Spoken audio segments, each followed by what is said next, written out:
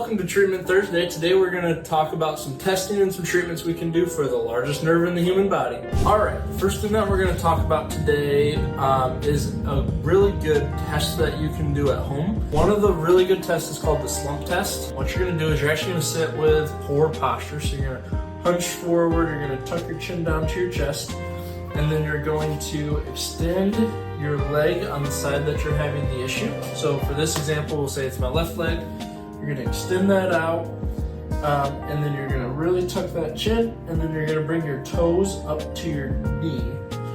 And if you feel like that really increases that pain down the leg, recreates the burning sensation you're getting, that type of stuff, that's a positive test that, yeah, you probably are having a little bit of sciatic issue. A really good exercise that I like to give for the sciatic pain, it's really good for peripheral nerve entrapment, and if it's coming from the low back, this isn't necessarily the best one for it, but it's called nerve flossing. So the idea is that we're taking one end of the nerve, we're taking the other end of the nerve, and we're basically moving one side down when we move the other side down, and then one side up when we move the other side up.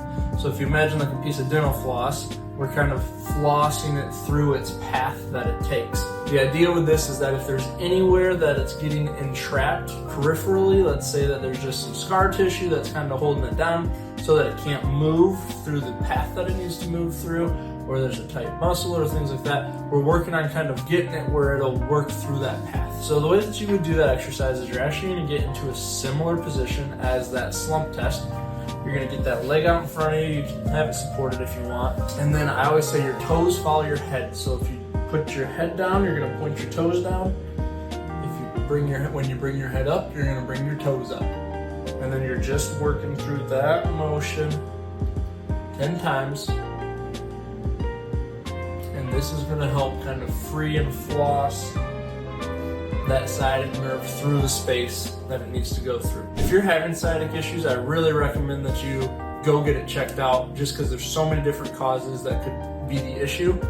You want to make sure that you're addressing the right thing. This exercise isn't going to address all the issues that could cause sciatic pain. We'll see you next Monday for another Muscle Monday.